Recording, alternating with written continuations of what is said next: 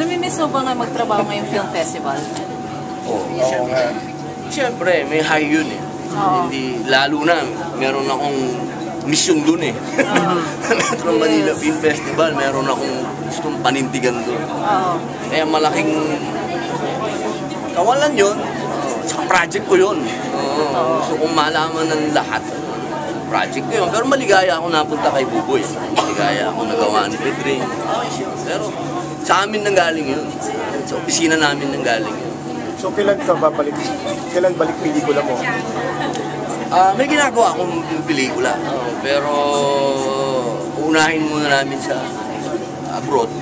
Kasi alam mo naman yung pelikula ko ginagawa, lagi may social relevance. Medyo ang advice sa akin, unahin ko muna sa ibang bansa.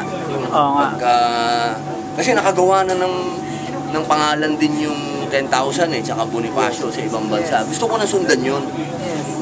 Na maganda yung pelikula, maganda sundan. Saka ako na lang dadalhin.